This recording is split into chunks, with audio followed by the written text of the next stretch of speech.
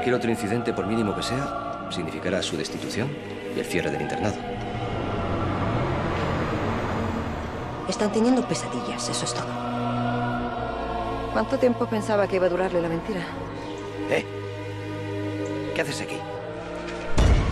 Hay espíritus, o llámalo como quieras, que se quedan a medio camino entre la muerte y esto, que es donde estamos nosotros.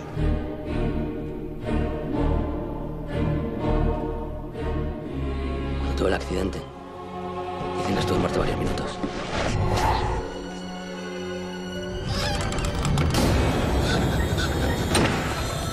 Hola, buenas noches y bienvenidos a esta velada de fantasmas y sombras del pasado que se resisten a desaparecer. Para apoyar el estreno en versión española de esta película y acompañarnos en este viaje por lo sobrenatural, tenemos con nosotros al director y guionista de la historia, Pablo Malo. Buenas noches. Muy buenas noches. Bienvenido. Y al protagonista, José Luis García Pérez. Buenas noches. Buenas noches. Bienvenidos los dos a versión española. José Luis, en esta película arrastras un pasado imposible de olvidar y te vas a enfrentar a unas presencias, en principio, inexplicables. Dime qué tipo de personaje es Marco y qué nos puedes contar del conflicto en el que vive.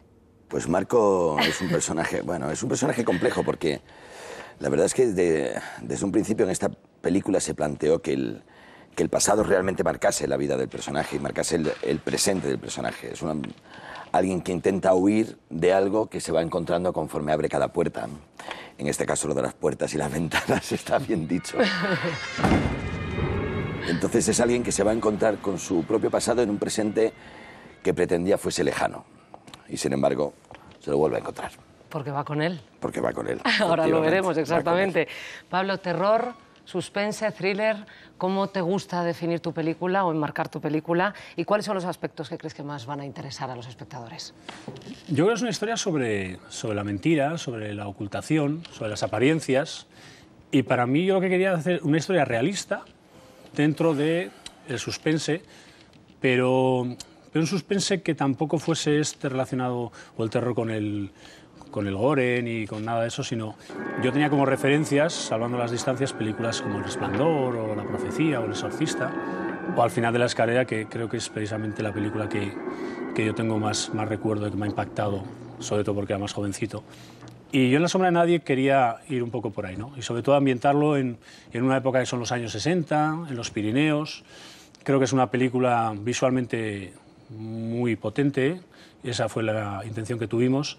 Y yo creo que van a ver también una película sobre fantasmas del pasado, pero en un entorno muy realista. Yo creo que con todo esto que habéis dicho es un buen aperitivo para abrir boca y que la gente se quede con nosotros esta noche de martes a pasar miedo y distintas emociones. ¿Os parece? Un poquito. Vamos a verla. Muy bien. Menos mal que estoy acompañada. Nos vamos ya a 1967, a un pequeño pueblo del Pirineo, donde tras su belleza se esconden sombras del pasado que nos van a procurar más de un sobresalto. Disfrutad de la tensión de La sombra de nadie, de sus impresionantes localizaciones y de los inquietantes personajes que interpretan José Luis García Pérez, Manuel Morón, Vicente Romero, Andrés Gertrudis y nuestra maravillosa y queridísima María Jesús Valdés, que como sabéis nos dejaba el pasado mes de noviembre. Sirva esta película para rendirle nuestro pequeño homenaje. Nos vemos ahora. Vigilad atentamente La sombra de nadie.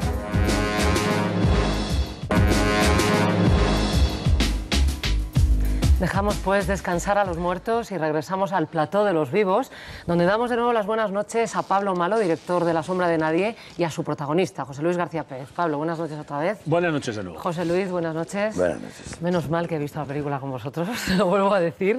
Y yo creo que vamos a hacer partícipe al espectador de una pregunta, una semidiscusión que estábamos teniendo aquí, porque yo no me estaba enterando bien de una cosa y me estaba aclarando el director, y a lo mejor a algún espectador le ha pasado lo mismo. ¿Quién es la madre de las dos gemelas? A ver, con la madre ocurrió que fue una apuesta personal mía, de final, cuando estábamos montando la peli. Yo quise dejarlo abierto, rodé el final con José Luis, la conversación que tiene María Jesús con ella, y eran dos frases en las que ella cuenta que era una compañera suya del internado, que trabajaba con María Jesús, que ella la cogió en su casa y que de ahí vino la historia, ¿no? Pero yo quise dejarlo abierto porque a mí siempre me ha gustado también que la gente salga del cine y puedas alargar la película también con este tipo de comentarios, que realmente es lo que te digo, eran dos frasecitas que teníamos ya rodadas también. Y yo en el montaje, pues claro, uno, que ya tienes a los actores en las latas, ya están todos ahí metidos, no llega ninguno tarde, no llueve cuando tiene que hacer calor y tal y cual, y como está todo ya ahí, pues te permites poder jugar con este tipo de cosas. Perdona, ¿te has dado por aludido tú por lo de llegar tarde? Yo nunca llego tarde. No, José, muy Has subido una vamos. ceja y no sabía muy bien lo que significaba. Dios me libre, José Luis es muy puntual. Bueno, pero pues... sí, y en las charlas que hemos dado sobre la película y demás, me suele además divertir que la gente también entre en estos coloquios, ¿no? También hay algo de la película que también acompaña a eso, ¿no? Sí. Yo creo que la película está contando la historia de varios pasados ocultos que se hacen presentes durante el tiempo de la película y que tampoco me parece absolutamente necesario explicar. No creo que sea una película de intriga que necesite una explicación al final, sino que me parece a mí la apuesta de Pablo interesante de no tener por qué desvelar como si fuese una serie, digamos, de la HBO que necesita un final contado, sino, bueno, lo que le ha pasado a los personajes, ahí queda, ¿no? Y ahora le queda también al espectador resolver su propio pasado. Pero a mí me venía bien por eso, porque decíamos antes, era una película sobre la ocultación. Claro. Todos están ocultando cosas. La directora del internado, que no se sepa por dónde ha salido la niña, porque a ella la pueden echar del internado. José Luis, su personaje, Marco, que viene escapando de una historia que le va persiguiendo, y luego él se implica realmente a raíz de que escucha el nombre de Ángela, que es de lo que él viene escapando, y ahí es donde él decide entrar ya completamente en la historia, ¿no? Y a mí me gustaba mantener también ese punto de ocultación, ¿no? O sea, que el director de la película también oculta algo. Todos ocultamos algo. algo. Desde luego, lo primero que nos viene a la cabeza al ver La sombra de nadie es que tiene aroma de cine clásico, de terror, que huye de efectos especiales y truculencias, como tú decías en la presentación. Sí. Y me gustaría saber qué te lleva a transitar por estos caminos, en principio a contracorriente, por estos humedales. A ver, ya habíamos hecho Frío Sol de Invierno, y a mí siempre suelo tener otro guión en la recámara, por así decirlo, y La sombra de nadie, para mí me remite sobre todo al final de La escalera, que fue una película que yo tenía 15, 16 años, vino mi hermana, la mayor, y me dijo, vete a verla porque, vamos, he pasado muchísimo miedo y demás. Fui a verla y yo tengo el recuerdo de que esa película, junto a años después, El nombre de la rosa, en otro sentido, La profecía, El resplandor, son historias realistas, pero con un trasfondo sobrenatural que a mí me apetecía mucho, ¿no? Y los que yo he tenido un par de historias sobrenaturales así un poco absurdas, una con una ouija en un escenario además que ya, vamos, nada cinematográfico, porque era una casa a las 11 de la mañana que nos habíamos escapado del instituto en un recreo, y hicimos ahí una ouija, y fue una cosa alucinante. Yo desde entonces me creo todo lo que me cuenten de las ouijas, y eso que no soy muy de cosas extracorpóreas y demás, y me apetecía jugar también con el suspense. Y esta historia, en principio, yo el guión la había ambientado en la actualidad, pero conocimos Lecaroz, el internado de Lecaroz, que es un sitio maravilloso, brutal y espectacular. Y que da mucho miedito. En el que nadie nos queríamos quedar nunca. Tenía unas vibraciones muy extrañas ese lugar.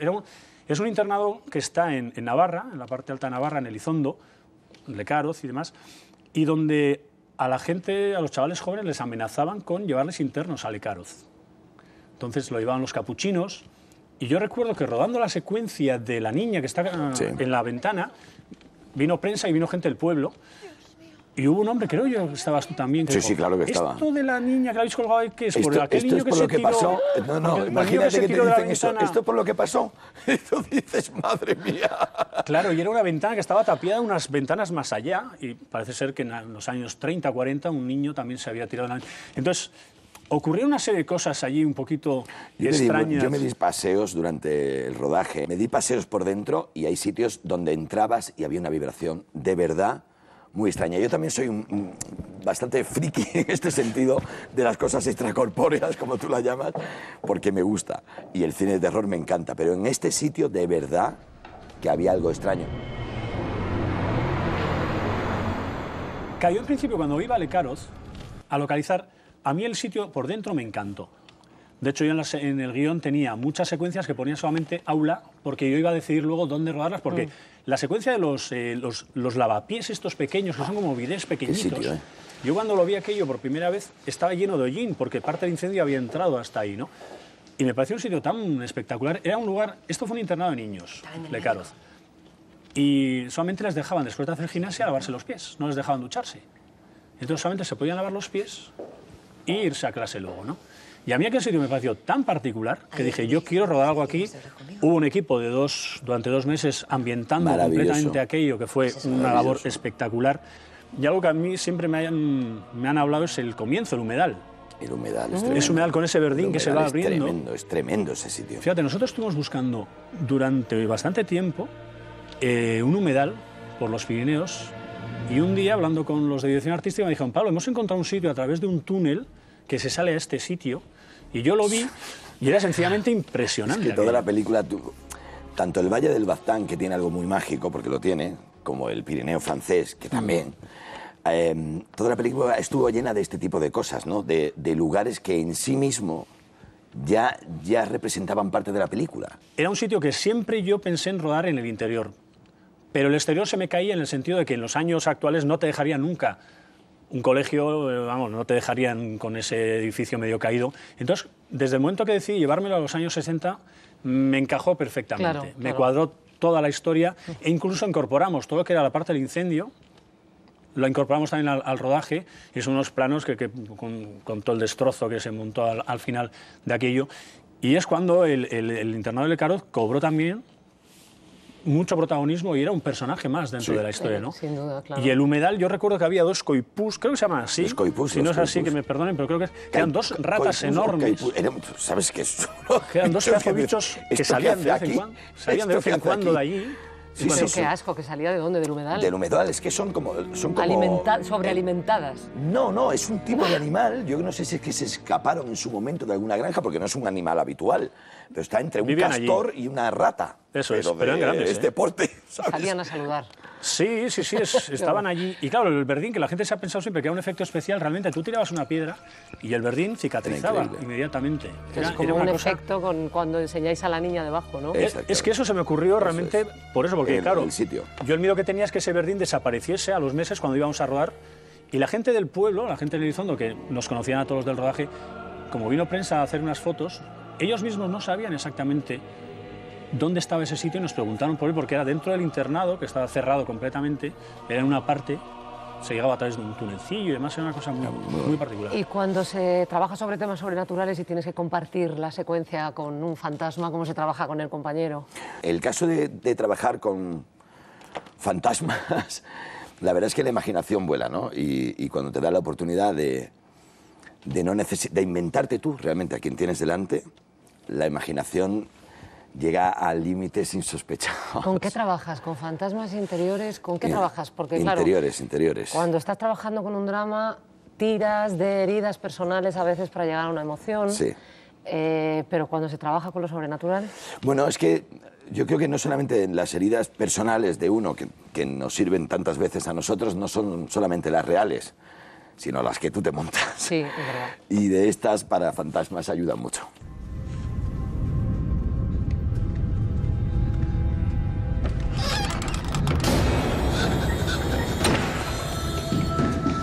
Y yo tengo recuerdo con las que, fíjate lo que se ha convertido esta sociedad. Cuando hicimos el casting, claro, al ser niñas tan pequeñas, quieres que sean crías que les apetezca estar en un rodaje, que no sea que sus padres están volcando en ellas. Entonces yo lo primero que les preguntaba a todas es si querían estar allí o si venían por los padres. Y un tanto por ciento altísimo, todas te decían que querían ser famosas, que la reconociesen por la calle, ganar mucho dinero, con edades, fíjate, son niñas de 9, 10 años o algo así. Sin embargo, curiosamente, cuando fuimos a hacer el casting a Elizondo, sí, todas las niñas que cogimos para estar allí con ellas en el internado y que fuesen las alumnas, todas nos preguntaban lo mismo, si les íbamos a dar de desayunar y de comer. Era su única preocupación. Y dije, todavía en los pueblos hay esa inocencia. Y fue algo absolutamente maravilloso y las niñas fueron, vamos, un descubrimiento, por supuesto. Has hablado, para seguir con el casting, has nombrado a Philippine, la actriz francesa, sí, que trabajó en 3 días con la familia, hizo un personaje maravilloso en la película de Marcol y en 3 solteros y un biberón, lo estábamos comentando, o sea que era un fichaje muy potente para la película. Cuando cruzamos a Francia, vamos, es una estrella absolutamente. Sí, Philippine llegó porque nosotros estuvimos en tratos con la productora Luc Besson. De hecho, hicimos un casting en París y se nos propuso una serie de actrices muy conocidas, francesas, estilo Isabelle Adjani, Carole Bouquet, etc. Pero aquello se nos empezó a ir. Luis Goya, el productor, hablando ahí en París, y decíamos, esto se nos está empezando a ir un poquito de madre. Pero una de las que vino al casting fue Philippine. Y cuando aquello se rompió, la coproducción, cuando Luis decidió que queríamos hacerlo nosotros y hacerlo a nuestra manera, yo quise recuperar a Philippine porque además me daba muy bien ese punto de mujer con acento francés, me daba también ese punto tan pirenaico, ¿no? De una mujer que ha estado fuera, ese acento también llamaba un poco la atención, también se explica que ha estado viviendo fuera y demás. Y me apetecía mucho porque Philippine fue una actriz que fue toda una sorpresa. Absolutamente. Trabajar con ella, y la verdad es que eso es una actriz en Francia muy, muy conocida, lo que dice José Luis. ¿Cuánto tiempo pensaba que iba a durarle la mentira? ¿Perdón? ¿Qué secuencia fue para ti la más compleja, la más delicada de rodar? Delicadas de rodar, muchas. Mira, a nivel de localización y de producción, digamos, fue complicado porque estábamos en una montaña, nunca mejor dicho, y había que subir. Yo recuerdo a la gente subiendo los equipos montaña a través para poder llegar hasta el caserón donde estábamos, ¿no? O sea que a nivel de estar fue complicada la película entera. De hecho, al segundo día, Pablo en la montaña se fastidió una rodilla y lo tuvo el segundo día. Estuve en silla de ruedas yo un par de semanas. Bueno, la rodando. imagen ya de la madre de Psicosis ya es No, total. imagínate. Sí, fue lamentable aquello. Sí. Pero la imagen no ya es una película No, era como para esta. verlo, el pobre mío, por montaña a través de una silla de ruedas para llegar al combo. Pobrecito mío. Pobrecito mío. Pero yo tengo mucho cariño a dos secuencias de esta película. Una es cuando llegamos al cementerio con Vicente a sacar de ese maravilloso cementerio que habían construido y que era tan porque es construcción, y era tan espectacular. Y después, a mí hay una secuencia pequeñita que es cuando noto que el fantasma me toca la mano, que estoy mirando a la ventana del colegio. A mí esa secuencia, a nivel de interpretación, ¿sabes cómo hacer algo realmente muy pequeño y que no existe? A mí le tengo mucho cariño yo. El cementerio nos dio muchos problemas porque generalmente los cementerios están siempre en las alturas. Y yo, sin embargo, necesitaba un cementerio en el que José Luis, cuando va con esa furgoneta, pudiese ver a la niña sentada en una lápida, y no encontrábamos aquello. Entonces, dirección artística con Pello Villalba y Hassan, que son unos monstruos haciendo Monstruos dirección en todos los artística. sentidos. En todos los Claro, hicieron un cementerio tan real.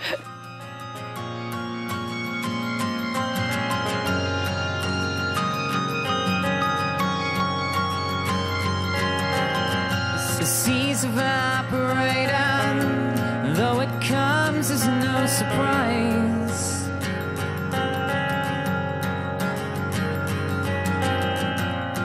these clouds we're seeing, they're explosions in the sky. Fíjate, era un cementerio tan real que a las noches, como estaba en pleno monte, dejábamos ahí a una persona con una furgoneta y vinieron los forales a preguntarle, ¿qué haces tú aquí? Y no, es que estoy cuidando el cementerio. ¿Y cómo que estás cuidando el cementerio? ¿Qué dices? ¿Qué cementerio? No, que es de mentira. Y empezaron a tocar los muros y dicen, se empezaron a hacer fotos, no sé qué, y se largaron, porque era un cementerio absolutamente real. Entonces, para mí era un cementerio que era también clave dentro de la historia, ¿no? Toda esa profanación a mí me recordaba mucho a la de La profecía, cuando Gregory Peck entra allí. Entonces, son esas referencias que uno tiene que te han tocado en cierto modo y quieres, ¿no? Está, como solemos decir, está todo ya inventado, y al final el cine son miradas distintas de los directores. Tengo una curiosidad sobre esto. Yo tengo compañía de teatro en Sevilla, digo teatro, y con el espectáculo, yo dirijo los espectáculos. Entonces, justo después de terminar La sombra de nadie, montamos un espectáculo que se llamaba Vampiros. En Vampiros, parte de la escenografía es del cementerio de La sombra de nadie. ¡Qué maravilla! Ataúd incluido. ¿Te llevaste un ataúd? Me llevé un ataúd a Sevilla. ¿Pero qué perra os ha dado a todos con la dichosa sinceridad? Mira, hija, no me importa que me mienta, siempre que me trate con respeto. Y hasta el día de hoy lo ha hecho. Es más de lo que puedo decir de ti. María Jesús para mí fue un descubrimiento en Frío Sol de Invierno. Yo siempre cuento que cuando yo la conocí, quedamos aquí en Madrid, en Tribunal, y al marcharnos yo la acompañé al taxi y ella me dijo, vamos a hacer la película, pero por encima de todo vamos a ser amigos. Pues yo creo que para ella lo que realmente importaba era la amistad, la cercanía con las personas. Y nos quedamos todos tan a gusto con la secuencia que hizo en Frío Sol de Invierno con un Axe en aquella iglesia, que era su única secuencia, y para mí es una secuencia que a mí me impactó mucho su trabajo, que quise trabajar otra vez con ella. No te odio, Adrián. Sencillamente no te quiero. María Jesús ha sido una actriz muy querida en esta profesión. Tiene una historia además muy particular, porque estrenó Lo más grande, Historia de una escalera, en el Teatro Español, y tenía en plena época franquista una carrera maravillosa. Se casó con el médico personal de Franco, dejó la profesión para cuidar a su familia, se retiró durante unos años, cuando su marido falleció, unos años después, volvió por la puerta grande con el amor y el aplauso de todo el mundo. Ha tenido siempre el cariño y la admiración de toda la profesión y ha sido una mujer muy querida y bueno, pues esta película ha sido su último trabajo, así que sirve de homenaje, hecho, desde luego. Curiosamente, el último plano que rodó María Jesús es el último plano en la película, que es cuando, en la secuencia de la estación, ella se despide y sale al andén. Por favor. Y sabíamos todos, porque ella nos contaba y me decía, yo quiero ya dejarlo estar aquí. Ya, yo creo que con esto acabo y ella ya, bueno, pues... Y ella sabía que era su último plano.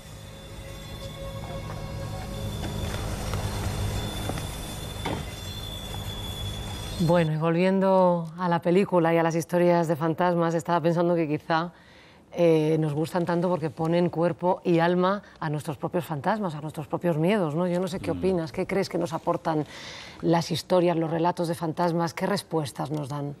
Claro, es que esta película se podía haber contado igualmente si obvias todo el tema de los fantasmas, ¿no? Sí. La historia como tal, de él llegando y escapando de su historia personal, pero sí es cierto que el ambiente era muy propicio para que hablásemos de esos fantasmas personales que todos arrastramos. Me miras como si estuvieras viendo una aparición.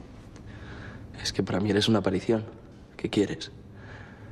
Vengo buscando a mi padre y me encuentro hablando con una muerta.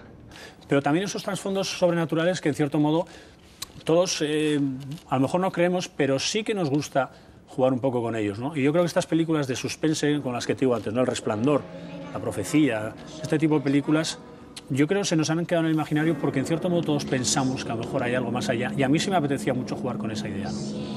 El terror está dando muy buenos réditos al cine español últimamente. Quisiera saber vuestra opinión. ¿Qué os parece el reciente cine de este género que está haciendo nuestra industria? No, yo es que lo veo todo. O sea, de verdad, veo cualquier cosa de terror que haya. Me encanta el cine de terror. Entonces veo absolutamente toda la producción que haya, española o no española. Y especialmente la española en estos momentos. Es como que hemos tomado el relevo al cine de terror oriental, que hasta hace muy poco estuvo de moda, ¿no? El japonés y coreano. Y ahora están ahí. Tengo muchas ganas de ver REC 3, que estará en breve. Así que yo estoy contento con que haya esto. Estoy loco porque me llamen para hacer otra de miedo. Yo creo que hay un nivel en estos momentos extraordinario. De hecho, no hay más que ver que la gente responde en la taquilla cuando se estrenan este tipo de películas. Sí es verdad que a mí me gustan más películas en las que no haya tanto abuso de salpicaduras, charcutería, etcétera, y me apetece más esas historias más contenidas, ¿no? En las que puedas decir, bueno, yo me creo esta historia porque creo que es factible que puedan ocurrir cosas así, ¿no? Y son ese tipo de cine que a mí me apetece mucho hacer. De hecho, nosotros en esta película, yo quise en todo momento que los efectos especiales fuera del braille, que fue una idea que me dio mi amigo John, fuera de esa forma de comunicación con el braille, yo quería que todos los efectos especiales, la caída de las cajas con José Luis, y bueno, lo de la piedra cuando cae y se abre el verdín, no fuesen efectos especiales en postproducción, sino que se rodasen hechos. Rodados ahí mismo. Yo era una cosa... como con la niña detrás mía. Todo ese tipo de cosas yo no quería que fuese en postproducción y generado a través de ordenador, porque al final se convierte un poco en videojuegos. Y yo quería que fuese una cosa mucho más pegada a la tierra, una cosa mucho más real, y el que se hiciese allí en el rodaje, allí mismo, incluso la ventana esta, la contraventana que se mueve, también estaba hecha en ese momento. Entonces, a los actores creo que les favorece mucho el hecho que no estén todo el día imaginando, suponiendo. Claro, también genera eso, que te está pasando realmente, ¿no? Y esta niña, desde luego, con las lentillas puestas y el maquillaje daba ya miedo de por sí. Sí, daba mucho miedo. La fotografía de la película... Sí, Pablo Rosa hace un trabajo extraordinario también. Estupenda fotografía. Yo queríamos eso, ¿no? Que fuese una película que apeteciese mucho ir a verla al cine. Yo siempre que ruedo para la pantalla grande. Y yo quería que tuviese ese plus de calidad, ¿no? Es una película que creo que está muy bien ambientada. Hicimos un trabajo de producción. Luis Goya se dejó ahí de chapó todo. Y queríamos eso, que fuese una película que mereciese la pena ir al cine a verla, porque sí creo que merece la pena eso, que tengamos producciones con ese empaque, ¿no? Con ese visual. Desde luego, dentro del género de terror, el subgénero de fantasmas goza de buena salud en nuestro cine, como estábamos hablando. Por si no lo creéis, vamos a refrescaros un poco la memoria. ¿Tú crees que después de la muerte hay algo? Nos miran.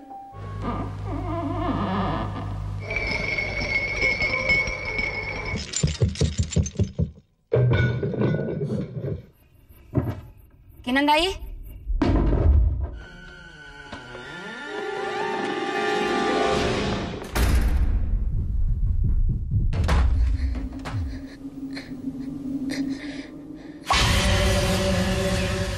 Victoria, despierta, nos tenemos que ir. Vamos. Mamá ha vuelto.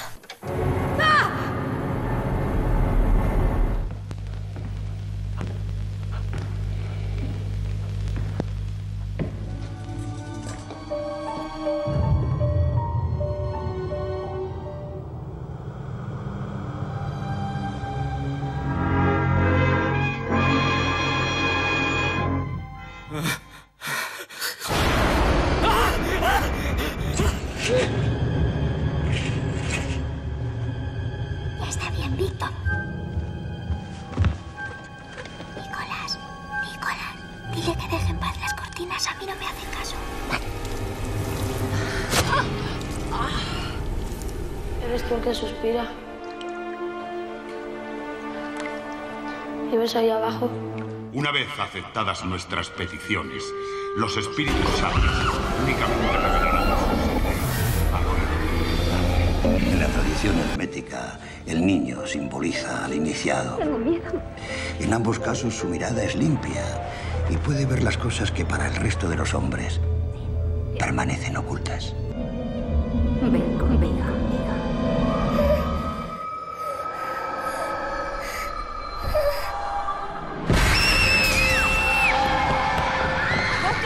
Acaban de pasar por aquí. ¿No los has visto? ¿Por dónde se han ido? Por ahí. Y también por allí.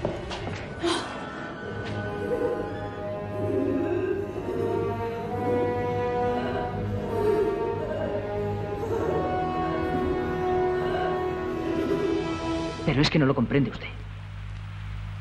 Flora y Miquel lo saben. Saben que esos seres monstruosos acechan de continuo la casa. Ahí no hay nadie. ¿Cómo te atreves a decir eso cuando la tienes justo delante de ti? ¡Mírala! ¡Ella te ha traído hasta aquí! ¡Me estás mintiendo! ¡Me estás mintiendo! Yo también he hecho cosas porque ellos me pidieron que las hiciera. Pero es mentira, es mentira. En realidad te desprecian a todos los que estamos vivos.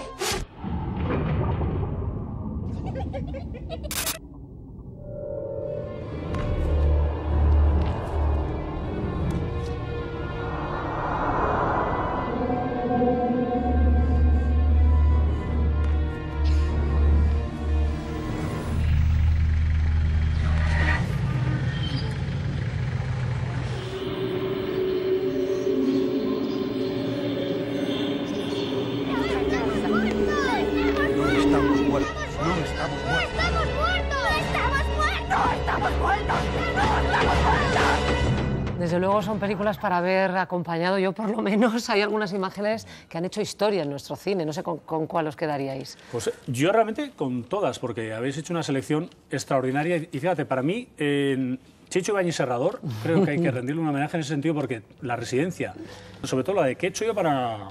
No. ¿Quién puede matar a un niño? Creo que es una película que se sale un poco de lo que es el género, porque es una película que está hecha a plena luz del día, en una isla, con todos estos niños dando vueltas por ahí, y creo que se sale y se desmarca completamente. Yo creo que es esa película que si la ves, te quedas siempre con ella. Y luego, claro, por supuesto, películas como Los Otros o Los Sin Nombre de Balagueró son películas. A mí Los Sin Nombre es una película que en su momento me impresionó. Me impresionó tanto la película como las interpretaciones, ¿no? Y la manera de contar sin necesidad de verse, ¿no? Sino de que la tensión se vaya creando en el espectador. Y no lo que estábamos hablando antes, no en ciertos excesos a veces, que también es parte de un género. Están fantásticos. Es parte de un género, pero sobre todo a mí estas películas donde la tensión se va generando por sí sola, tanto en Los Sin Nombre o El Orfanato o en Los Otros, a mí son películas que me tocan. Estamos consiguiendo muy buen cine de terror y desde luego Chicho fue un maestro para todo esto. Parece que se nos han ido muchos complejos. ¿no? Sí. Se nos han ido muchos complejos y se están conquistando terrenos estupendos, incluso haciendo la manera más clásica, como tú, ¿no? Que se puede hacer de muchas formas y conseguir muy buenos resultados. Nos tenemos que ir ya. Muchas gracias, José Luis. Un placer. Muchísimas gracias, Pablo. A vosotros. Que sigáis haciendo buen cine y que nos sigamos viendo por aquí con las películas. Un beso muy fuerte. Y con los mejores deseos de que el cine pueda realizarse desde cualquier lugar donde haya alguien con una buena historia que contar y el talento para hacerlo, nos despedimos por hoy. Damos las gracias a Pablo Malo y a José Luis García Pérez, y a vosotros os veo en la próxima sesión de Buen Cine Español en este mismo plató, en la versión española, como siempre. Un beso muy fuerte.